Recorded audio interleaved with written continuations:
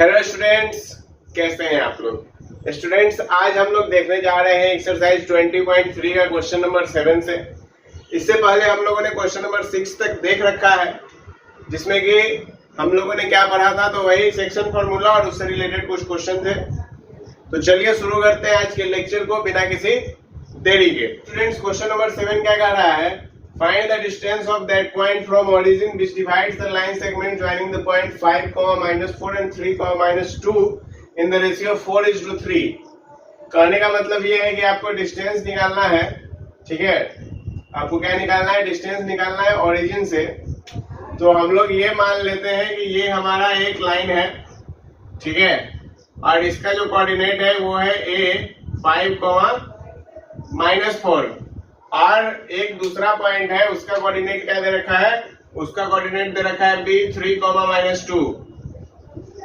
और ये जो है लाइन सेगमेंट डिवाइड कर रहा है 4:3 में। ठीक है, यहाँ पे एक पॉइंट है कोई P X, Y और कह रहा है आपसे कि आपको डिस्टेंस बताना है इस पॉइंट का ओरिजिन से। यानी कि यहाँ पे यदि आप ओरिजिन मान लीजिए तो इसका डिस्टेंस आपको बताना है, यानी कि बेसिकली आपको ओपी का वैल्यू निकाल के बताना है। ठीक है, तो कैसे करेंगे, देखिए सवाल आसान है। ठीक है, आप लोग एक रफ फिगर हर एक सवाल में बनाइए। रफ फिगर आपको हेल्प करेगा सवाल को आसानी से समझने में, बहुत ज्यादा हेल्पफुल होगा आपके लिए। तो यदि हमको x यानी कि P पॉइंट का कोऑर्डिनेट निकालना है तो हमको क्या करना पड़ेगा, फॉर्मूला लगाना पड़ेगा mx2 यानी कि 4 × 3 प्लस nx1 यानी कि 3 × 5 by m plus n, y coordinate निकालेंगे तो my2 plus ny1 by m plus n। तो ये हो गया 12 और 15 27। 12 15 कितना होता है, 27 होता है ना। ठीक है, 27 बटा 12 हो गया। और इधर कितना आ जाएगा, इधर आ जाएगा 4 2 8 माइनस के साथ और 4 3 12 माइनस के साथ, यानी कि -8 और -12 कितना हो गया, -20। तो ये आ गया इस पॉइंट के कोऑर्डिनेट्स। अब हमको क्या पूछा गया था, हमसे बोला गया था कि भाई तुम बताओ डिस्टेंस ओरिजिन से। पी का कोऑर्डिनेट बताए हमको, तो ओपी निकालने के लिए क्या करना पड़ेगा, डिस्टेंस फॉर्मूला लगाएंगे।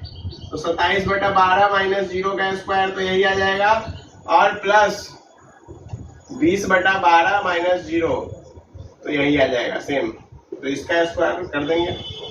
ठीक है, 27 का स्क्वायर कितना होता है, 729, और 20 का स्क्वायर हो गया 400 बटा 12 का स्क्वायर 144, कितना हो गया 700 400 1129 बटा 144, तो √1129 बटा 12। अब ये चेक कर लेना कि ये किसी का परफेक्ट स्क्वायर है कि नहीं है। ठीक है, यदि होगा तो बस लिख देना। ठीक है, तो उतना बटा उतना तुम्हारा आंसर आ जाएगा। क्लियर है, कोई परेशानी है इस सवाल में, 7 समझ में आया, कोई दिक्कत नहीं है 7 में। चलो अब हम लोग देखते हैं क्वेश्चन नंबर 8।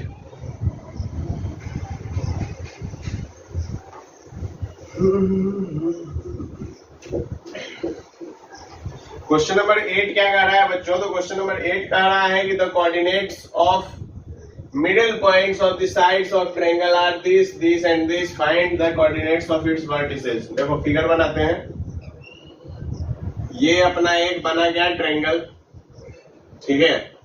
अब आए कहा कि इसके मिडिल पॉइंट का कोऑर्डिनेट हमको दे रखा है, यानी कि यदि ये है A, ये है B और ये है C, तो इसका जो मिडिल पॉइंट होगा, इसका जो मिडिल पॉइंट होगा और इसका जो मिडिल पॉइंट होगा, तो हम लोग मान लेंगे कि let a triangle ABC in which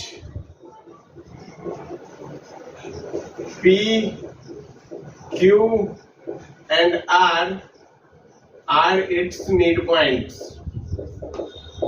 ठीक है, ये हम लोगों ने मान लिया। वैसे ये स्टेटमेंट आप अपने मन से लिख सकते हैं, मेन हम आपको सॉल्विंग का तरीका बता रहे हैं। तो ये आपका 1,1 हो गया, ये 2,3 हो गया और ये 4,1 हो गया। Very good.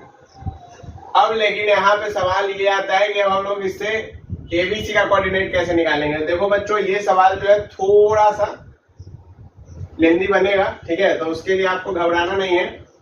अब यदि आपको दे रखा है सवाल में क्या कि भाई मिडिल पॉइंट है, तो मिडिल पॉइंट है तो एम और एन का वैल्यू कितना हो जाने वाला है, 1 हो जाने वाला है। क्लियर बात है कि नहीं है। यहाँ पे यदि हम लोग देखें तो इसको हम लोग क्या लिख सकते हैं, x1, y1, इसको हम लोग क्या ले लेंगे x2, y2, और इसको हम लोग क्या ले लेंगे x3, y3, ठीक है। अब यहां पर यदि इक्वेशन लिखते हैं हम लोग तो for A to B, A से B के लिए लिख रहे हैं, ठीक है, यानी कि एक पॉइंट A है दूसरा B है, तब क्या होगा, तो x बराबर क्या हो जाएगा, x का वैल्यू 1 है यहाँ पे, x1 प्लस x2 बाई 2, यानी कि इसको P क्यू आर दे दीजिए ना नाम, तो ज्यादा बेटर रहेगा। x का वैल्यू 1 है तो x1 प्लस x2 बाई 2, यानी कि x1 प्लस x2 बराबर कितना आएगा बच्चों, ये आएगा तुम्हारा 2, पहला इक्वेशन ले लो, ठीक है। सेम यहाँ पे जो है y बराबर y1 प्लस y2 बाई 2 भी हो जाएगा। y का वैल्यू 1 है तो 1 बराबर y1 प्लस y2 बाई 2 हो गया, यानी कि y1 प्लस y2 का वैल्यू कितना आ गया बच्चों, ये आ गया 2 यहाँ से भी, ठीक है। यानी कि ए बी के लिए x1 प्लस एक इक्वेशन आया x1 प्लस x2 बाई 2 और एक इक्वेशन आया x1 प्लस x2 बराबर 2 और y1 प्लस y2 बराबर 2। अब देखिए यहां से हम लोग निकालते हैं BC के लिए, B से C के लिए मतलब, तो यहां पर जो है आपका x का वैल्यू कितना आ जाएगा, x2 प्लस x3 बाई 2, तो x का वैल्यू कितना दे रखा है, यहाँ पे 2 दे रखा है, तो 2 बराबर x2 प्लस x3 बाई 2, यानी कि यहां से आपने निकाला वैल्यू तो x2 प्लस x3 का वैल्यू कितना आ गया, 4 आ गया। ये ले लीजिए आप तीसरा इक्वेशन, ठीक है। और यदि हम लोग देखें तो सेम y बराबर y2 प्लस y3 बाई 2 आ जाएगा, y2 प्लस y3 बाई 2 आ गया। y का वैल्यू हमको कितना दे रखा है, 3 दे रखा है, तो 3 बराबर y2 प्लस y3 बाई 2 आ गया, यानी कि y2 प्लस y3 बराबर कितना हो गया, 6 हो गया। अब AC के लिए देखते हैं, तो A से C के लिए क्या हो जाएगा देखिए। अब यहाँ पे हो जाएगा आपका formula x1 plus x3 by 2 बराबर हो गया 4x, तो x1 प्लस x3 बराबर कितना हो गया, 8 हो गया। ये आपका हो गया पहला, दूसरा, तीसरा, चौथा, पांचवा इक्वेशन। और सेम में y के लिए यदि देखें तो y1 प्लस y3 बाई 2 बराबर हो गया 1, यानी कि y1 प्लस y3 बराबर हो गया कितना, 2। ये हो गया आपका छठा इक्वेशन। अब है तुम देखो पहला, तीसरा और पांचवा को जोड़ दो, फर्स्ट प्लस थर्ड प्लस 5 कितना आ जाएगा, 2x1 plus 2x2 plus 2x3 बराबर 8, 4, 12, 2, 14, यानी कि यहां से आया तुम्हारा x1 plus x2 plus x3, इसका वैल्यू आया कितना, 7 आ गया। अब x1 plus x2 plus x3 का वैल्यू 7 है, हमको x2 प्लस x3 का वैल्यू पता है कि 4 है, तो यानी कि x1 का वैल्यू कितना आ गया, 7 माइनस 4, तो x1 3 आ गया। अब जब हमको x1 3 पता चल गया, x1 का वैल्यू 3 है, तो x2 का वैल्यू कितना आ जाएगा, x2 का वैल्यू -1 आ गया, ठीक है, समझ में आया ना। और जब हम लोग को x1 का वैल्यू पता चल गया तो x3 कितना हो जाएगा, 3 प्लस x3 बराबर 8 कर दोगे तो यहाँ से x3 का वैल्यू कितना आ जाएगा, 5 आ जाएगा। तो यहाँ से हम लोग को x1 का वैल्यू आया तुमको 3, x2 का वैल्यू आया तुमको -1 और x3 का वैल्यू आ गया तुमको 5। सेम में यदि हम लोग यहाँ पे इक्वेशन 2 को, 4 को और 6 को जोड़ दें तो हमारे पास जो वैल्यू आएगा वो कितना आ जाएगा, 2y1 plus y2 plus y3 बराबर कितना हो गया, 2, 6 और 2, यानी कि 10 हो गया। तो y1 plus y2 plus y3 का वैल्यू कितना आ गया, 5 आ गया। तो यहाँ से यदि तुम देखो तो y2 प्लस y3 डाल दो 6 है, तो y1 का वैल्यू आ गया -1, और जब y1 का वैल्यू आ गया -1 तो y2 का वैल्यू आ जाएगा तुम्हारा 3, और यहां से y3 का वैल्यू भी आ जाएगा तुम्हारा 3। ठीक है, सही है कि नहीं? सही है, बिल्कुल सही है। तो y2 भी 3 हो गया और y3 भी 3 ही हो गया। क्या बात है, तो तीनों हमको निकल गया। अब हमको जो कोऑर्डिनेट लिखना था, तो a का हम लोगों ने लिया था x1 y1, तो 3, -1 आ गया। b का हम लोगों ने लिया था x2 y2, तो -1, 3 आ गया। और c का हम लोगों ने लिया था x3 y3, तो यानी कि कितना आ गया 5, 3 आ गया। क्लियर है बच्चों? समझ आया?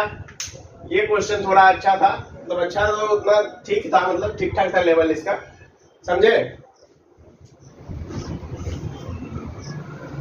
भाई?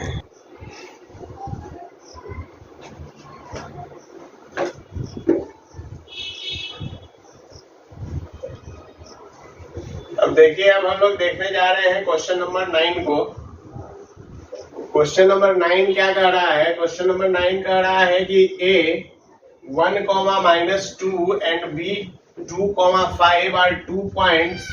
The line OA and OB are produced to C and D respectively such that OC बराबर 2OA and OD बराबर 2OB। अच्छा, देखिए सवाल आपको ये कह रहा है बच्चों कि A और B जो है 2 पॉइंट है, ठीक है, यानी कि ये हो गया A और ये हो गया B, और ये कनेक्टेड है O से। अब OA को प्रोड्यूस करके बना दिया गया है C, और OB को प्रोड्यूस करके बना दिया गया है D, ठीक है। और आगे क्या कहा गया? आगे कहा गया कि A का कोऑर्डिनेट आपको दे रखा है, मतलब 1, -2, और B का कोऑर्डिनेट दे रखा है 2, 5, ठीक है। आगे O जो होता है, एक बात याद रखिएगा, O ओरिजिन होता है, तो ये हो गया 0, 0, ठीक है। अब यदि OC बराबर 2OA है, OC बराबर 2OA है, तो इसका मतलब कि क्या हो गया? OC बाई OA बराबर हो गया 2, OC बाई OA बराबर हो गया 2, ठीक है। यानी कि यदि हम देखें तो OC जो है क्या है? OC क्या है? OC क्या है? OC जो है OA प्लस AC है, तो OA प्लस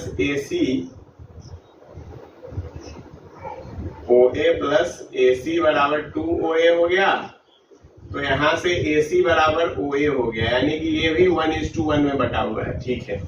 सेम वे यदि हम लोग देखें तो हमको दे रखा है कि OB 2OB बराबर है OD के, यानी कि OD बराबर है OD बाई OB बराबर है 2 के, सेम। तो यानी कि यहां से OB plus BD by OB बराबर हो गया 2 के। तो यहां से हमको पता चला कि BD जो है वो भी OB के बराबर है, यानी कि ये भी बराबर है।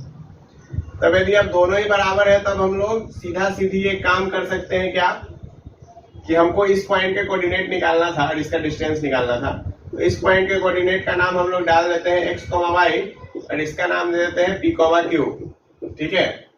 तो अब यहां पर जो है देखिए, x का वैल्यू हमको पता है 1 बराबर x1 प्लस x2 बाई 2, तो 2 बराबर x हो गया, यानी कि ये 2 हो गया।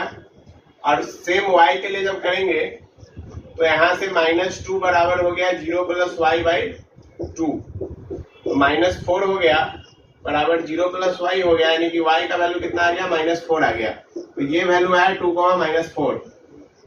अब यदि हम लोग, ये किसके लिए था? तो ये था C का कोऑर्डिनेट, फॉर C। अब यदि D पॉइंट के लिए देखें हम लोग, तो यहाँ पे क्या है बच्चों? यहाँ पे आपका 2 दे रखा है, x का वैल्यू बराबर कितना आ जाएगा? 0 प्लस p बाई 2। p का वैल्यू कितना आ गया? 4 आ गया। सेम में 5 बराबर 0 प्लस q बाई 2, तो यहाँ से q का वैल्यू कितना आ गया? 10 आ गया। तो ये पॉइंट हो गया 4, 10। और ये पॉइंट हो गया 2, -4। तो यदि हमको सी डी निकालना है तो सी डी बराबर क्या हो जाएगा, √4 - 2 का होल स्क्वायर प्लस 10 + 4 का होल स्क्वायर, यानी कि 4 - 2 हो गया तो ये हो गया तुम्हारा 2 का होल स्क्वायर और प्लस 10 + 4 हो गया तो 10 + 4 यानी कि 14 का होल स्क्वायर, तो यानी कि √4 + 196 यानी कि √अंडर हो गया 200, इसको हम लोग लिख सकते हैं 10√2। तो ये तुम्हारा आंसर हो गया। क्लियर है, समझ आया, कोई परेशानी 9 तक में नहीं है। चलिए अब हम लोग देखते हैं क्वेश्चन नंबर 10। नंबर 10 क्या कह रहा है, find the length of medians of triangle whose vertices are -1, 3, 1, -1 and 5, 1। देखिए मतलब कि आपको मीडियन का लेंथ निकालना है ट्रायंगल का जिसके वर्टिसेस कुछ इस प्रकार दे रखे हैं। आसान सवाल है, ठीक है। सबसे पहले हम लोग बात कर लेते हैं कि मीडियन क्या होता है। तो ये इसके 3 वर्टिसेज हो गए। अब इस वर्टेक्स से यदि हम लोग इस पे एक लाइन ड्रॉप करते हैं जो कि यहाँ पे एक डी पॉइंट पे टच करता है, तो वो कुछ लाइन इस प्रकार से होगा कि वह इसको 2 इक्वल यानी कि बीसी को 2 इक्वल पार्ट में डिवाइड करेगा। इस चीज को हम लोग क्या कहते हैं, मीडियन करते हैं, ठीक है। यानी कि यहाँ पे जो रेशियो होगा वो 1:1 का बना देगा, ठीक है, यानी कि बराबर बराबर भागों में बांट देगा एडी। तो उसी को हम लोग एडी क्या हो गया, एक मीडियन हो गया। यानी कि मीडियन एक ऐसा लाइन हुआ जो कि जिस भी साइड पे गिरेगा उस पे क्या होगा, इक्वल इक्वल पार्ट में उसको बांट देगा। सेम पे यहाँ पे देखिए, यहाँ पे भी वही बात और यहाँ पे भी वही बात, ठीक है। इसका कोऑर्डिनेट हमको -1, 3 दे रखा है, इसका कोऑर्डिनेट हमको 1, -1 दे रखा है और इसका कोऑर्डिनेट हमको 5, 1 दे रखा है। तो यदि हम लोग को अब निकालना है एफ, निकालना है एफ, तो एफ को ले लीजिए आप x1, y1, डी को ले लीजिए आप x2, y2 और ई को ले लीजिए आप x3, y3। तो अब यदि हमको एफ कोऑर्डिनेट निकालना है तो एफ x1, y1 बराबर क्या होगा, देखिए सीधा यदि ये इक्वल इक्वल है तो m1 m2 का तो समस्या ही खत्म हो गया ना, डायरेक्ट ये फॉर्मूला लग जाएगा, खत्म। ये हो गया तुम्हारा 0 और 3 में से 1 घटा 2/2 1 हो गया। ये तुम डी का निकालोगे तो डी के लिए क्या हो जाएगा, सी और बी वाला, तो 1 + 5/2 -1 + 1/2, तो ये हो गया तुम्हारा 6/2, सीधे लिख दो 3, 0। अरे तुम ई के लिए निकालोगे तो ई के लिए तुम्हारा क्या हो जाएगा, ई के लिए तुम्हारा हो जाएगा 5 - 1 यानी कि 1 माइनस, और ये हो गया तुम्हारा ऐसे कुछ, और यहाँ पे हो गया तुम्हारा 3 + 1/2। तो ये कितना हो गया, 5 में से 1 गया 4, 4/2 हो गया 2 और ये हो गया 1। तो ये आ गए आपके तीनों मीडियन के कोऑर्डिनेट, ठीक है, यानी कि तीनों मीडियन का जो वैल्यू है एक्स और वाई कोऑर्डिनेट का सो आ गया। अब इसके बाद हमको क्या निकालना है, हमको तो निकालना है लेकिन लेंथ ऑफ मीडियम, तो यानी कि हमको निकालना पड़ेगा एडी। तो एडी जब तुम निकालोगे तो ए का कोऑर्डिनेट देखो कितना है, -1 और एक्स एक्सिस तुम्हारा डी का कितना है 3 है, तो -1 - 3 का होल स्क्वायर, समझे। तो ये 4 का स्क्वायर हो गया और ये 3 का स्क्वायर हो गया, कितना आएगा 5 आएगा। यदि अब तुमको निकालना है एडी हो गया एक मीडियन, फिर आ जाओ सीएफ निकालते हैं। जब तुम सीएफ निकालोगे देखो 5 माइनस ये क्या हो गया 0, तो यहाँ पे सीधा 5 का स्क्वायर कर दो और 1 माइनस ये कितना हो गया 0, यानी कि ये भी हो गया लो, तो ये भी सीधा 5 आ जाएगा। सीएफ के बाद आ जाओ बी निकालो, बी के लिए क्या होगा, तो बी का कोऑर्डिनेट है 1, -1, ओके। तो तुम यहाँ पे ले लो 2 और 2 - 1 कितना हो गया 1 का स्क्वायर, और 1 - -1 कितना हो गया 2 का स्क्वायर, तो यानी कि ये हो गया तुम्हारा 1 + 4 दैट इज √5। ठीक है, बात समझ में आया कि नहीं आया। तीनों मीडियन का लेंथ क्लियर हो गया, कैसे निकलेगा। तो सबसे पहले हम लोगों ने मीडियन का कोऑर्डिनेट निकाला, उसके बाद लगाया डिस्टेंस फार्मूला, डिस्टेंस फार्मूला लगा के इसका कोऑर्डिनेट निकाल लिया। क्लियर बात, चलिए ठीक है। अब हम लोग बात करते हैं क्वेश्चन नंबर 11 के बारे में। क्वेश्चन नंबर 11 क्या है, तो क्वेश्चन नंबर 11 कह रहा है कि यदि ए पॉइंट और बी पॉइंट का और सी पॉइंट तीनों का कोऑर्डिनेट हम दे रखे हैं, ठीक है, और यहाँ पे इंटरनल बाइसेक्टर है ए का जो कि बीसी से मिल रहा है पॉइंट डी पे, बहुत बढ़िया। तो तुमसे पूछ रहा है बच्चों की एडी का वैल्यू क्या होगा, बहुत अच्छे। देखो सवाल कुछ ऐसा कहना चाह रहा है कि भाई हम है पॉइंट ए, हम है पॉइंट बी और हम है पॉइंट सी। हम यहाँ से निकलेंगे एंगल बाइसेक्ट करते हुए और यहाँ पे मिलेंगे डी पे जाके, ठीक है। हम तुमको कोऑर्डिनेट दे दिए ए का, हम तुमको कोऑर्डिनेट दे दिए बी का और हम तुमको कोऑर्डिनेट दे दिए सी का, ठीक है। हम तुमसे पूछ रहे हैं कि बताओ एडी का लेंथ क्या होगा, यानी कि हमको चाहिए कोऑर्डिनेट डी का। अब देखो इंटरनल बाइसेक्टर थ्योरम जो था क्लास 9 में पढ़े थे हम लोग, ठीक है, एंगल बाइसेक्टर थ्योरम। तो उसके हिसाब से क्या होता था, उसके हिसाब से होगा कि यदि तुम्हारा ए बी बाई ए सी, ये किसके हिसाब से है, angle bisector, angle bisector theorem. A B by A C बराबर क्या हो जाएगा, B D by D C हो जाएगा, ये थ्योरम होता था। तो यानी कि हमको यदि ए बी बाई ए सी का रेशियो पता चल जाए तो B D by D C का भी रेशियो पता चल जाएगा। तो अब हम लोग ए बी बाई ए सी का रेशियो कैसे पता चलेगा, इसको ले लो तुम m, इसको ले लो तुम n, ठीक है। तो देखो x बराबर mx2 होता था, तो यानी कि 4 से गुना प्लस, या फिर सीधे लिख लो, नहीं चलो ठीक है ऐसे ही लिखो, m इंटू x2, x2 का वैल्यू कितना है 4, प्लस n, n और इंटू x1 का वैल्यू कितना है 1 और बाई m प्लस n। अच्छा तुम्हारा x का वैल्यू कितना है यहाँ पे 1, तो 4m प्लस n बराबर हो गया m प्लस n, या यहाँ से आ गया m plus n is equal to 4m plus n। एक मिनट रुक जाओ, कुछ गड़बड़ हुआ शायद। ओके, mx2 प्लस nx1, तो यहाँ पे x1 का वैल्यू -2 है ना, -2 है, तो यहाँ पे -2n होगा, ठीक है। अब ठीक है, तो यहाँ पे इधर इसको भेज दो तो कितना आ जाएगा 3m हो गया, 3m बराबर 3n हो जाएगा, यानी कि m इक्वल्स टू n हो गया। यदि m इक्वल्स टू n हो गया तो m by n equals to 1 हो गया, यानी कि ये जो रेशियो है ये 1:1 का है, यानी कि इक्विडिस्टेंट है। तो यहाँ से हमको पता चला कि therefore B D by D C बराबर कितना हो गया 1/1, यानी कि ये भी इक्विडिस्टेंट है, ठीक है।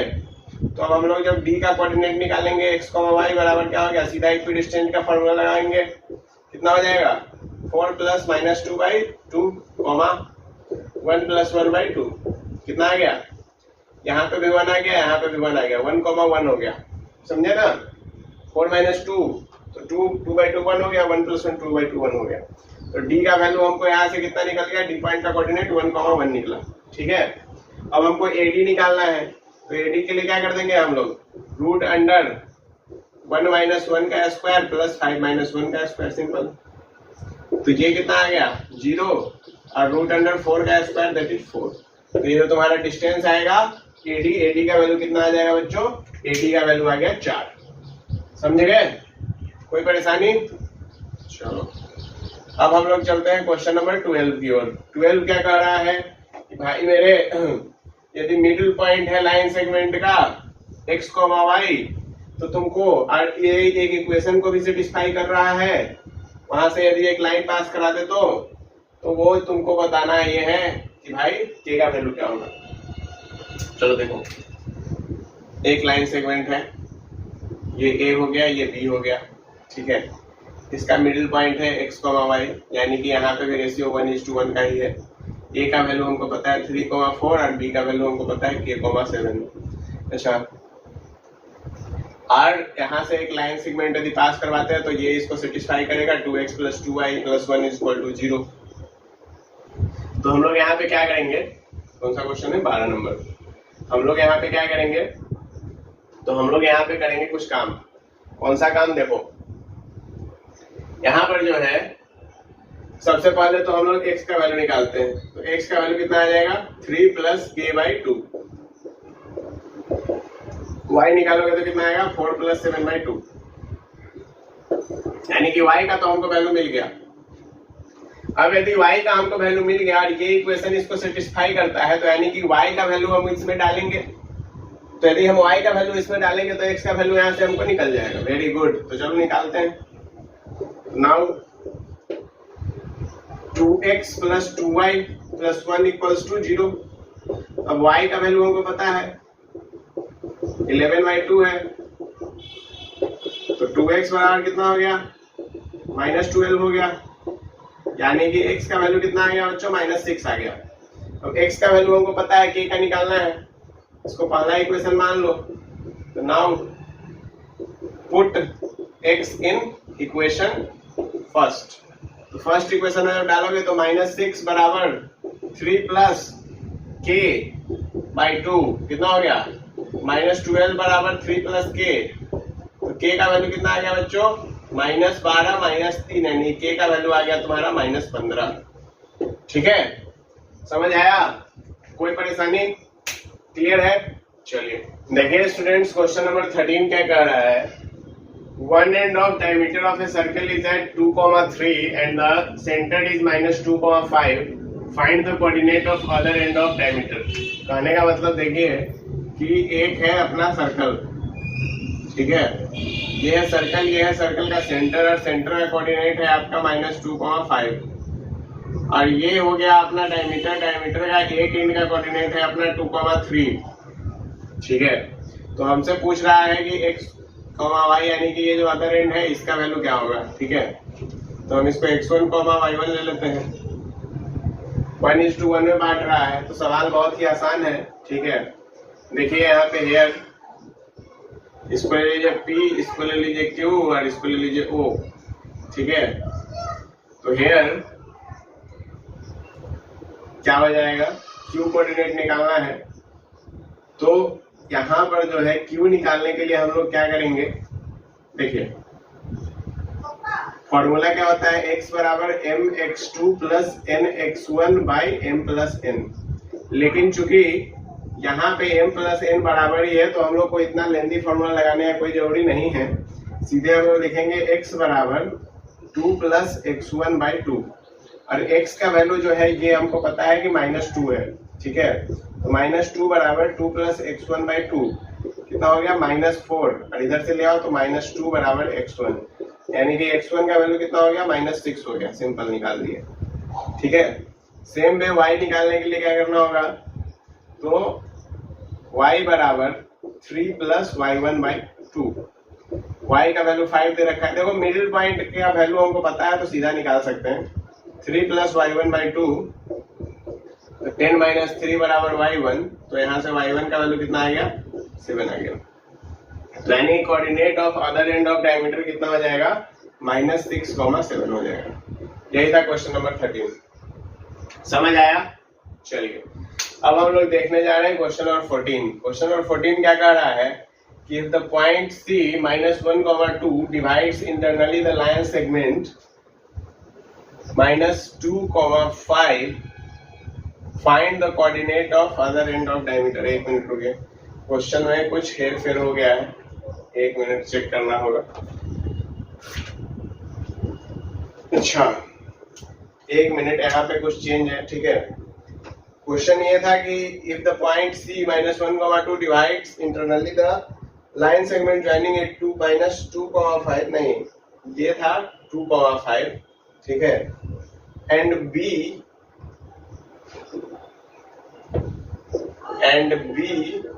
in the ratio 4:3, नहीं 3:4, ठीक है 3:4, फाइंड B का कोऑर्डिनेट निकालना था। ये भी क्वेश्चन आसान है एक्चुअल में। ठीक है, यदि देखा जाए तो ये भी क्वेश्चन टफ नहीं है। देखिए अब हम लोगों को B का कोऑर्डिनेट निकालना है, क्वेश्चन बहुत ही आसान है। ठीक है, आप लोग इस टाइप का क्वेश्चन कर चुके हैं कि ये A है, ये B है, और एक पॉइंट C है जो कि इंटरनली डिवाइड कर रहा है 3:4 में, और इसका कोऑर्डिनेट दे रखा है आपको 2,5, इसका कोऑर्डिनेट दे रखा है आपको -1,2। सेम अभी जैसा बनाए थे वैसा ही है। इसको x1, y1 लेंगे और यहाँ से जो है निकालेंगे हम लोग वैल्यू। तो x का वैल्यू हमको पता है कितना है, -1 है। तो -1 बराबर 3x1 + 4 × 2/3 + 4। Simple as that. जो हो गया -7 बराबर 3x1 + 8, यानी कि ये आ जाएगा -15 बराबर 3x1। तो यहाँ से इसका वैल्यू कितना आ गया, 5 आ गया। तो x1 बराबर हो गया -5। ठीक है। अब देखिए यहाँ पे जो है सीधा लिखा जाएगा y के लिए। ये था क्या, फॉर x। अब फॉर y तो 2 बराबर 3 × y1 + 4 × 5/3 + 4। ये हो गया आपका 14 बराबर 3y1 + 20। तो यानी कि ये बन गया 14 - 20 बराबर 3y1। तो यहाँ से y1 का वैल्यू कितना आ गया बच्चों, y1 का वैल्यू आ गया -2। ठीक है। तो जो हमको b का कोऑर्डिनेट निकालना था, देयरफॉर हम लोग सीधे लिख देंगे कोऑर्डिनेट ऑफ b = -5, -2। क्लियर है, समझ में आया? कोई परेशानी? इजी था सवाल, बस वो थोड़ा सा मिसप्रिंट हो गया था। चलिए अब हम लोग देखते हैं क्वेश्चन नंबर 15। 15 कह रहा है कि find the ratio in which -8,3 divides the join of point 2, -2 and 4,1 -4,1। देखिए, यदि आपको याद हो तो जो फर्स्ट लेक्चर हुआ था इसका, उसमें बताया गया था कि जब भी कुछ ऐसा सवाल हो जिसमें कि हमको ये ना पता हो कि इंटरनली डिवाइड कर रहा है कि एक्सटर्नली, तो हम लोग मान लेंगे, हम लोग क्या करेंगे, मान लेंगे कि ये जो पॉइंट है ये क्या कर रहा होगा कि इंटरनली डिवाइड कर रहा है। यदि m/n का वैल्यू पॉजिटिव आता है तो इसका मतलब कि वहां पे जो है इंटरनल डिवीजन था, अदरवाइज एक्सटर्नल डिवीजन होगा। ठीक है। तो चलिए मान लेते हैं कि लेट m and n, या फिर लेट पॉइंट, क्या नाम है, कुछ भी नाम नहीं है, चलिए तो नाम दे देते हैं A, P, B। Let B divides AB internally. ठीक है, यानी कि इसको इंटरनली डिवाइड कर रहा है। तो यदि इंटरनली डिवाइड करेगा तो देखिए फिर से सेम 14 की तरह ही दिमाग लगाना है, बस m/2n निकालना पड़ेगा इसमें। तो -8 = -4m + 2n by m + n। ठीक है, -4m + 2n by m + n। तो यहां से आ गया -8m बराबर -4n + 2n। यानी कि यहां से क्या आया वैल्यू, 8 और 4। तो यानी कि यहां से आ जाएगा -4m बराबर कितना हो गया, उधर इसको भेज दीजिए, तो 10n आ गया। तो यहां से m बराबर कितना हो गया, -10/4n। यानी कि m/n का वैल्यू कितना हो गया, -5/2। तो m/n का वैल्यू बच्चों आ गया -5/2। तो यदि यह इंटरनली डिवाइड कर रहा होता तो इसका वैल्यू कितना आना चाहिए था, प्लस में 5/2, लेकिन आया कितना है, माइनस में 5/2। तो इसका मतलब कि जो हमने ये जम किया था ये इंटरनली डिवाइड कर रहा है, ये गलत होगा। और यहाँ पे क्या होगा, रेशियो जो पूछा था, तो रेशियो होगा कितना, 5/2। और कैसे, तो एक्सटर्नली डिवीजन से। बात समझ में आया कि नहीं आया? क्लियर है ना? कोई परेशानी इसमें नहीं है, सिंपल फॉर्मूला लगाया गया है। ठीक है, चलिए अब हम लोग देखते हैं क्वेश्चन नंबर 16। देखिए स्टूडेंट्स, क्वेश्चन नंबर 16 क्या कर रहा है, in what ratio does the x axis divide the line segment joining the point this and this. कहने का मतलब ये है कि ये अपना 2 पॉइंट है। ठीक है, 2, -3 एंड 5, 6। अब एक्स एक्सिस आया, इस लाइन को डिवाइड कर दिया। इस एक्सिस को हम लोग क्या कर रहे हैं, एक्स एक्सिस कर रहे हैं। तो पूछ रहा है किस रेशियो में डिवाइड करेगा। देखिए कि यहाँ पे जो है पॉइंट जो होगा ये x, 0 होगा। ये बात आप भी मानते हैं, हम भी मानते हैं, कोई और भी मानेगा। हमको निकालना क्या है, m/n निकालना है। ठीक है, तो हम लोग वही काम करेंगे। क्या काम करेंगे कि मान लेंगे कि ये लाइन जो है इंटरनली डिवाइड कर रहा होगा। ठीक है, इंटरनली डिवीजन होगा। या फिर इंटरनली एक्सटर्नली रहने दीजिए क्योंकि एकदम एक्सिस पर है, तो इंटरनली एक्सटर्नली बाद में देखते हैं। हमको निकालना है m/n का वैल्यू। तो देखो यहां से यदि हम लोग देखें तो x बराबर क्या आ जाएगा 5m plus 2n by m plus n आएगा। तो इससे तो कुछ मिला नहीं हमको। चलो y बराबर देखो क्या आएगा 6m और minus 3n by m plus n। तो यहां से तुम देखो तो y का वैल्यू हमको क्या पता है 0, तो 0 बराबर 6m minus 3n by m plus n। तो यहां से क्या आ गया 6m माइनस 3n बराबर हो गया 0, यानी कि 6m बराबर हो गया 3n। तो ये हो गया 2, यानी कि m बाई n बराबर हो गया 1/2, यानी कि 1:2 के रेशियो में ये जो है क्या कर रहा है डिवाइड कर रहा है। किस रेशियो में डिवाइड कर रहा है 1:2 के रेशियो में। सिंपल हम लोगों ने निकाल लिया, कोई परेशानी हुई नहीं हुई। बस दिमाग में ये रखना है कि here since x axis divide line segment so point will be x, 0। बस ये बात आपको यदि याद है तो ये सवाल आसानी से आप सॉल्व कर सकते हैं। हमने इसको एक डेमो के लिए बताया था क्योंकि उससे वैसे भी कुछ होना जाना था नहीं, हमको निकालना वाई से ही था। बात समझ में आया कि नहीं है? सवाल नंबर 17 कह रहा है find the ratio at which the join of the point this and this is divided by 3x plus 4y equals to 7। Line दे दिया। देखो बच्चों जब ऐसा सवाल दिया हुआ हो तो हमको ये बात पता है कि यदि ये लाइन इस पॉइंट को कट कर रहा है तो ये सेटिस्फाई भी करेगा, यानी कि हमको यहाँ पे जो है x और y का वैल्यू निकालना पड़ेगा, ठीक है। और इस लाइन में पुट कर देंगे और वहां से m और n का वैल्यू निकल जाएगा। कैसे निकलेगा सो देखो, यहाँ पे तुम x का वैल्यू निकालोगे, इसको x को y ले लो। यहाँ पे तुम x का वैल्यू निकालोगे तो x बराबर क्या हो जाएगा -2m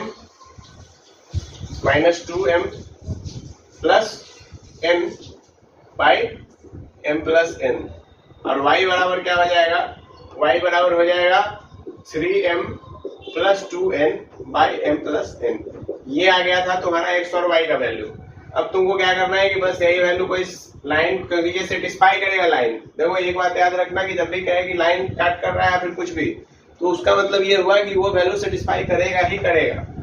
तो अब बस यहाँ पे वैल्यू पटक दो, तो 3 into -2m plus n by m plus n और plus 4 into 3m plus 2n by m plus n is equal to है 7। देखो तो ये आ गया तुम्हारा -6m plus 3n by m plus m plus 12m plus 8n by m plus n is equal to 7। LCM ले लो तो -6m plus 3n plus 12m plus 8n बराबर कितना आ गया 7 आ गया। 12 में 6 गया तो 6m हो गया, 8 और 3 11n हो गया बराबर 7m प्लस 7n हो गया। यहाँ से इसको जब तुम सॉल्व करोगे तो m को एक साइड ले लो, n को एक साइड ले लो, तो कितना आ गया m बराबर आ गया तुम्हारा 4n, या m बाई n बराबर हो गया 4/1, यानी कि जो रेशियो होगा वो कितना हो जाएगा 4:1 हो जाएगा। कितना हो गया 4:1 हो गया। बात समझ में आया कि नहीं आया? कैसे लाइन से सेटिस्फाई कर दिया, ये चीज क्लियर है, समझे? कोई क्वेश्चन में यदि डाउट हो ठीक है तो तुम लोग कमेंट कर ही सकते हो। आज के लेक्चर में हम लोग इतना ही रखेंगे, फिर हम लोग मिलेंगे नेक्स्ट लेक्चर में जिसमें कि हम लोग बात करेंगे सेंट्रॉइड के बारे में, इन सेंटर के बारे में, इन सब चीजों के बारे में हम लोग बात करने वाले होंगे और उसके बाद फिर आगे क्वेश्चंस को सॉल्व करेंगे। ठीक है, तो आज के लिए इतना ही, फिर मिलते हैं नेक्स्ट लेक्चर।